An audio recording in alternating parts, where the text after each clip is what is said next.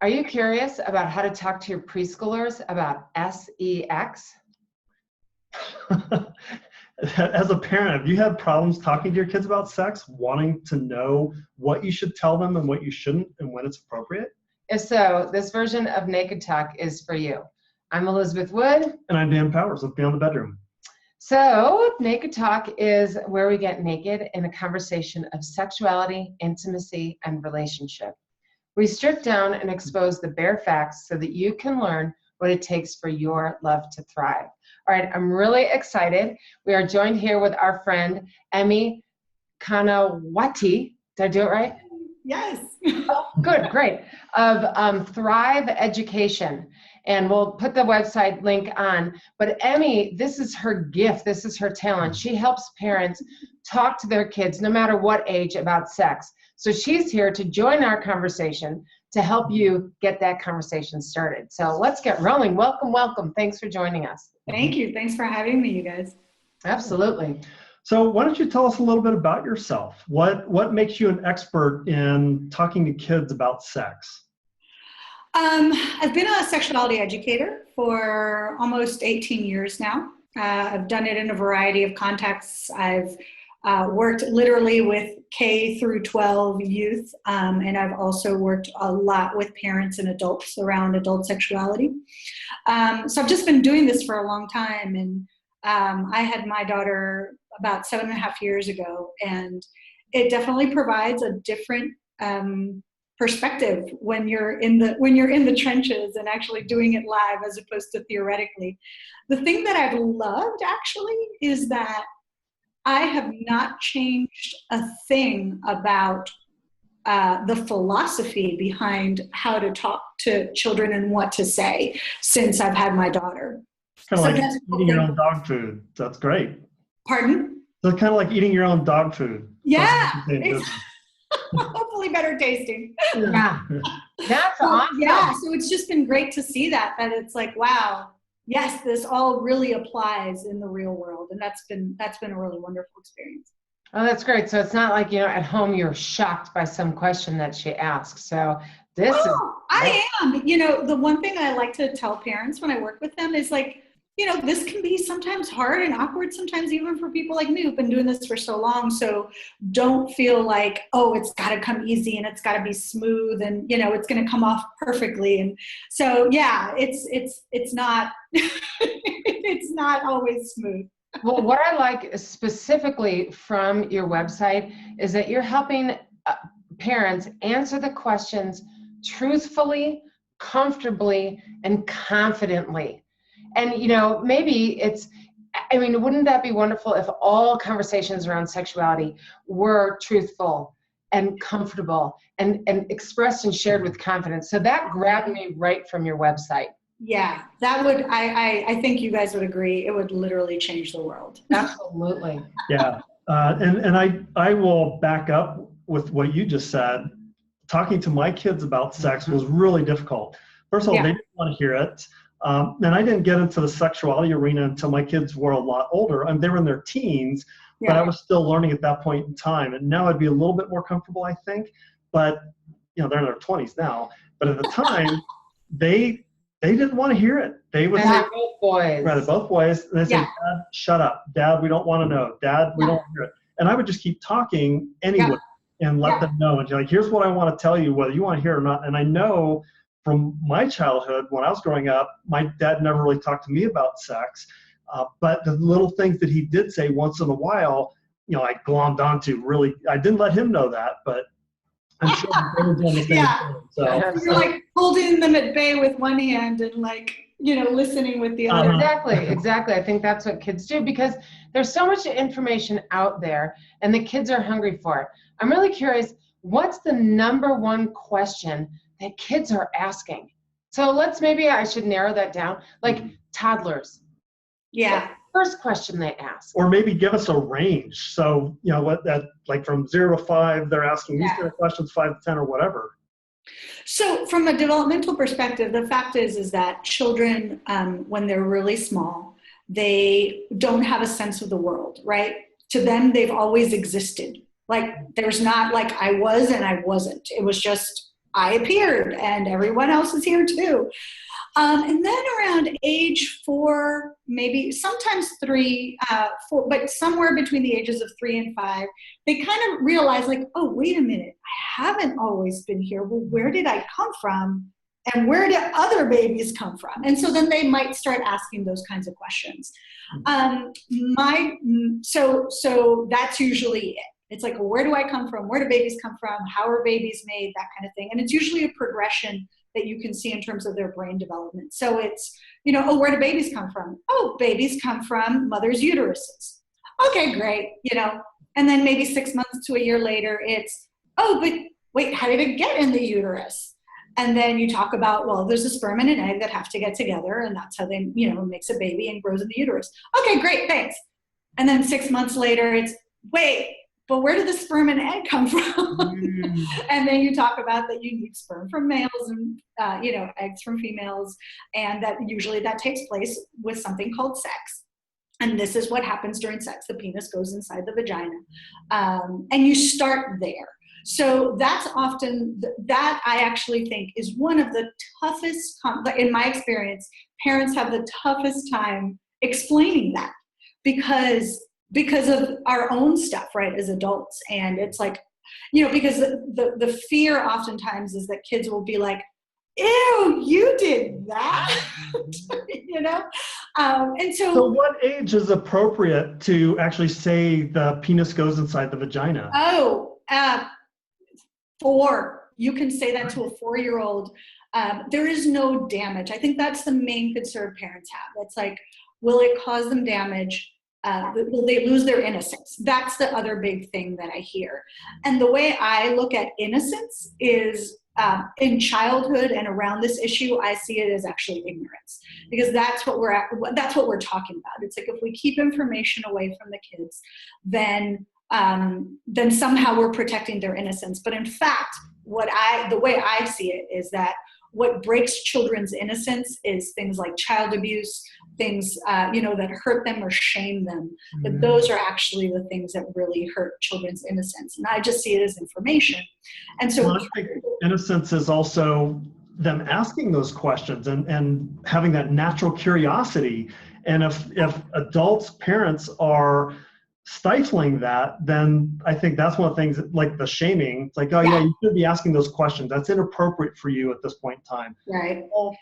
And so the interesting thing is, I always tell parents to put it in context. Like, kids ask about everything. Like my daughter and I were having a conversation a while back about, she just kept asking me about babies and just kept asking more questions and building on her information. And then her next question was like, and wait, how does gravity work? It's just part and parcel of learning about the world. And we teach kids everything. We want them to learn about everything in the world, but there's this one huge piece that we compartmentalize and say, you're not old enough.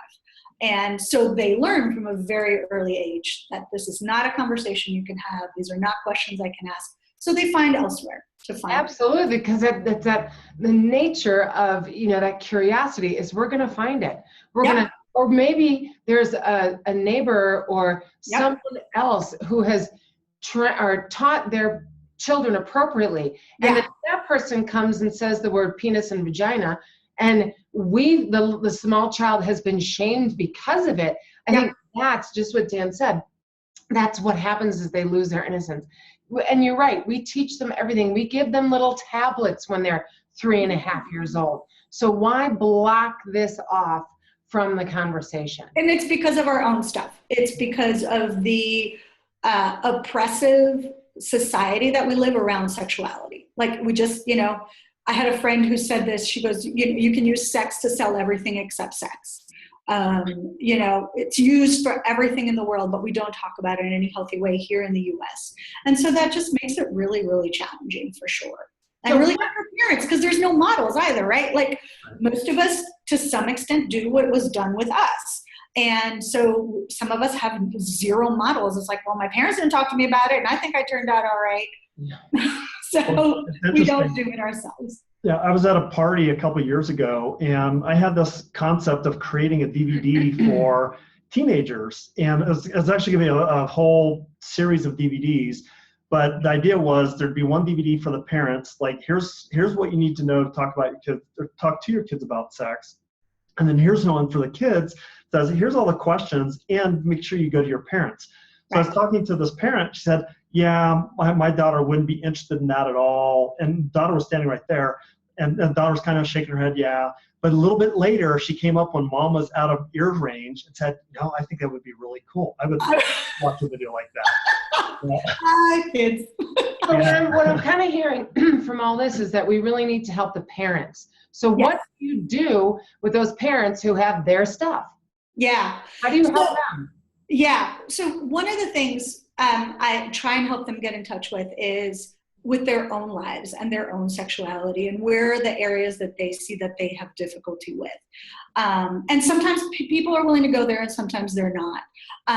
But mostly, like most of the time parents are like eager to know, like, oh, you know, I wish somebody had talked to me more when I was a kid, so I want to be that for my children. And so most of the time people are just eager, like, how can I do this in a way that's not going to hurt them and isn't going to damage them in any, you know, any permanent way or anything like that. So yeah, that's been my experience. So what are the top 3 problems that you think parents have in talking to their kids about sex? Yeah. So one, I would say, again, I'm going to cause damage or lose their innocence. That's the main thing. One is, the other one is, you know, they say, I don't think they're old enough to understand yet. And so, again, I always tell parents, take it out of the sexual realm. I said, what if they were asking you about gravity? What if they were asking you about the sun? You know, you answer your children's questions in a way that they can understand. And if you really have no way of breaking it down enough, then either one of 2 things needs to happen. One, they're probably not old enough yet to actually, you know, hear it. Or 2, you don't have enough resources and haven't gotten enough support around it. So I generally say that kids aren't too young to hear about anything. Because what happens if you say too much? What do kids do? They just tune out, right? They're just like, wow, that went over my head. I have no idea what you just said, right? And you want to make sure you're not doing that too much, because then kids kind of get like, I have no idea what mom or dad talks about, so I'm not going to go to them. So you want to make sure that you're making it accessible to them.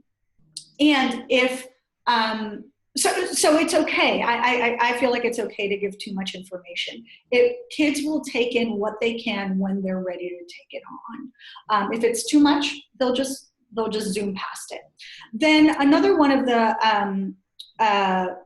obstacles that I see is, oh, well, what if I give them ideas? You know, if they didn't know about this, but I present this, then all of a sudden they're going to want to do this. And again, this goes to developmental tasks. Kids will generally do things that they are ready to do or are going to do anyway. So they can absolutely, especially older teens, can absolutely be influenced by their peers, and more so what they think their peers are doing, not necessarily what they're actually doing. So,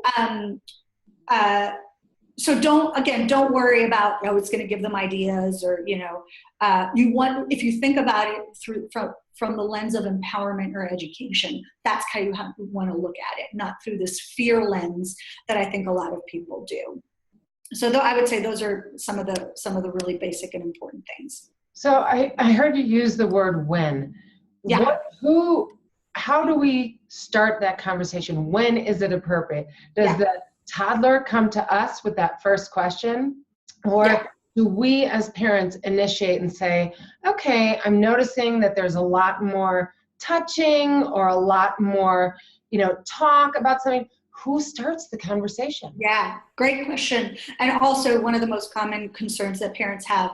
And I always say, again, I take it out of the sexual realm and I see it as a milestone, as a developmental milestone. You know, if your child isn't walking or talking in any significant way by age 2 or 3, you know, talking around 3, what would you do? You would look into it and figure out what's going on, right? To make sure that they're getting what they need. So I see this the same way. So if a child by age 4, 5, or 6 has not asked about where babies come from, then yes, I would absolutely introduce it, because what happens is then it helps avoid You're building a foundation, just like I always talk about it, like building math skills. You can't all of a sudden start with algebra. You had to have built in arithmetic, you had to have built in, counting, all of that stuff, that scaffolding that takes place from a developmental perspective. And so if you start it when they're young, then you can build on those skills, and you have to start it. If they do not ask, then yes, you need to bring in those conversations. And the best way I know how is to do it through books. Kids love reading. They love it when their parents read to them. So my number one go-to resource is It's Not the Stork by Roby Harris. It is an amazing, comprehensive book, and it helps give parents language, and it has these really cute, drawings and everything. So that's my number one. Well, I think that's really great too, because that also helps the parent build on it. Because once they start when they're 4 or 5, there's not the embarrassment associated with it, because kids that age, there's no context yet for them. Exactly. If they were to start, like when I was starting with my kids when they were, I think, 15 and 16, there was a little bit of shyness on a lot. point. I say 8 is the magic age. Okay. If something happens developmentally around 8, and interestingly enough, this is around the age when kids start getting a lot more modest around their bodies. All of a sudden, they don't want to walk around naked all the time, or they don't want to see their parents naked, that kind of thing. And that's actually another funny, very common question. What do I do around nudity, with my family? We're used to walking around naked, but when should I stop? Especially fathers with daughters, or opposite sex parents often are very concerned about that. And what I always say is usually the kids, if there hasn't been any kind of abuse or any kind of inappropriate sexual behavior, children draw those boundaries on their own. They will all of a sudden like, oh, I don't want you to come into the bathroom anymore, or I don't want you to see me bathing or anything like that. And it's important to respect those. But from a parent's perspective, I always say, you do not need to go around naked around your children if that's not something that you're comfortable with. It's also not going to do any damage if you do. The kids usually draw those boundaries on their own, again, as long as there hasn't been any abuse or anything like that. So I'm kind of imagining that maybe that 4 or 5 year conversation, it may change if the mother gets pregnant within those first 4 years, because what's growing in my belly? I mean, that's kind of a more natural, it appears, more natural segue into this conversation if the mother gets pregnant again. Yes, absolutely. Well, it's interesting, they talk about, because we don't live on farms anymore, most people, at least here in the States, this idea of life and how it gets formed is much more foreign to us. So, kids who lived on farms, they saw farm animals, having sex and getting pregnant and having babies, and that was just a part of their lives. But most of us are very disconnected from that. So, yeah, absolutely. Pregnancies will usually bring those kinds of questions on. Oh, okay. It does. Totally makes sense. All right. So what?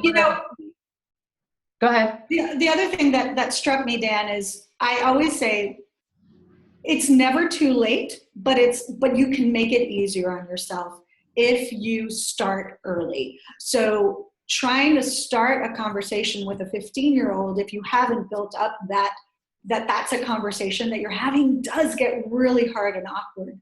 And like you did, I would absolutely not stop doing it just because they're like, A lovely way of doing it also is writing letters.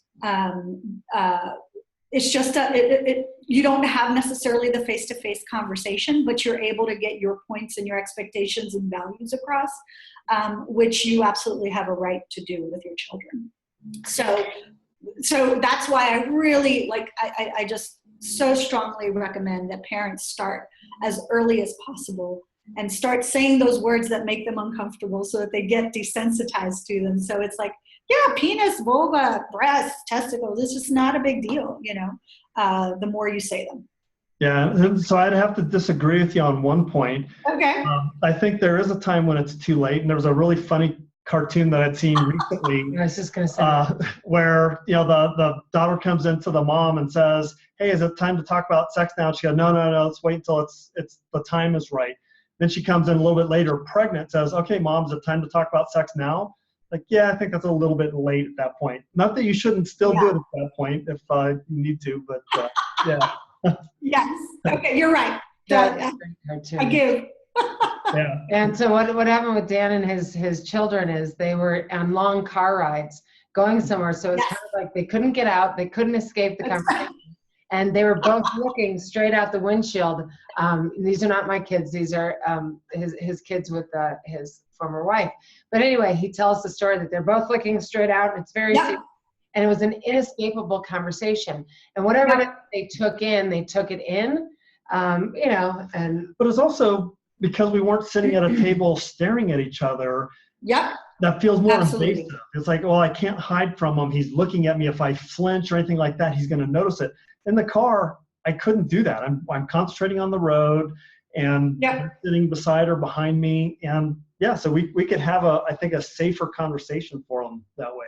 Yeah. A good way to do Top number 2 tip that I give to parents as well. You have a captive audience, and you don't have any eye contact. So tell us, I know that you lead workshops and I know that you do private coaching. So in those workshops, I'm going to assume they're live. I also want to touch on the fact that do you have any videos or DVDs for even that parent that's too shy to come into one of your workshops? Yeah, so that's actually something I'm working on right now, is developing online programs that people can either purchase or attend live. That's in process right now. Great.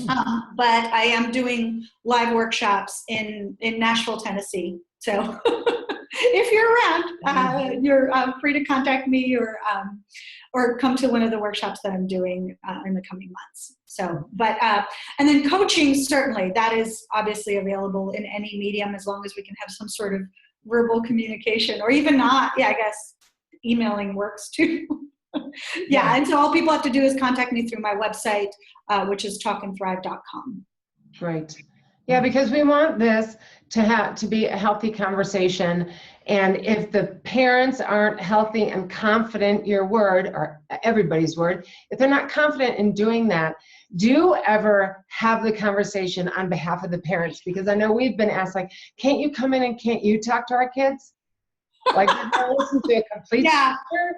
You know, do you get that question too?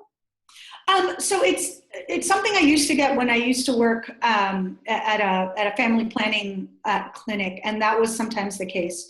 And that is something I can do, especially if there's something specific that parents want to convey. I will work, though, really hard with them on how they can then continue the conversation together, because I feel like if parents and kids don't want to miss out on that kind of relationship, and so I try and encourage that. However, if that is going to be impossible for whatever reason, then one of the tips I always give to parents is, look, if you cannot have this conversation with your child for XYZ reason, then find someone who can, someone that you trust and that you know is going to guide them correctly. So yes, that is absolutely a possibility. And something is better than nothing, at least as long as the information is okay. That's one of the other things that I know is kids know when we're lying. I mean, they just sense. So if you start telling them false information because you're afraid of it, then they're going to know that. And I think the other thing is what I've seen, especially from the abstinence-only programs, is we don't teach them so that they won't do anything. Bullshit. They're going to do stuff anyway. The hormones are going through their bodies. Well, eventually they will. But see, that's the thing. We have this idea that sexuality gets, let's just contain it during adolescence and nothing happens after. Well, these are skills that they need regardless of when they become sexually active. And I think like 97% of the world's population at some point is hopefully consensually sexually active. So these are skills that you need, whether you're using them now or later on. Yeah. And that also brings me to another point, Dan, that you just reminded me of. The thing that I like to tell parents is, look, I don't have all the answers. You will not have all the answers. But if you can think about, how you, I think about it as lyrics versus the rhythm. So you know how you hear a song and you may not remember all the lyrics, but you kind of remember the rhythm and you kind of, it's in your head all day. I say that with parents around this stuff. You may not know all the answers to the questions that they have, But if the kids walk away with a sense that you are safe, you will tell them the truth, you're on their side, then that's more important than knowing all the symptoms of a sexually transmitted infection. Or knowing all of the birth control methods, or knowing exactly how to explain to a child about how babies are made. If you're not ready to answer that in that moment, that's okay. But if you establish that open line of communication, you've done more so than a lot of people. And you are raising a healthy child who knows how to ask for information and who can trust that they'll be heard and answered. And that's going to bode, parents, that's going to bode so well for your children as they grow into adolescents and adults and become eventually parents of their own. So that's a fabulous, fabulous tip. So can you remind our audience of how they get in contact with you through your website, which has a lot of information on there? Yeah, so people can get in touch through the website, which is talkandthrive.com. They can email me from there. And so that's usually the best way to get in touch with me, for sure. And then maybe we will figure out a way to get to you either here again on a video to do some, maybe a class with us or help promote the videos that you're creating now. So that would be great. Thank you. We love partnering with people that we really believe in and who do great work. So thank you so much for joining us today. We are running out of time. Let's see. So that about wraps up tonight's version of Naked Talk. We want to thank you, Emi, and thank our audience for being with us for such a potent conversation. And trust us, all three. Go and get those books. Read them yourself first before sharing them with your children so that you can get that sense of comfort and ease. It is so necessary because if you don't have this conversation with the kids, they're going to get it elsewhere. Yes. Internet false information, or they're going to tell friends. That's what I always say. It's like, everybody else is talking to your kids about sex. You may as well be their first go-to person. Thank you guys also for the work that you do around sexual impairment and sexuality as well. Thank you. It's all about being confident, comfortable. What's the last adjective on your website? Confident, comfortable, and I don't know, collective? Not freaked out. No, it's on our website. Like 3 words. I love it. So we really appreciate you joining us, and we look forward to more. So thank you so much, you guys. Thanks, Emi. Have a great day. Bye-bye. Bye.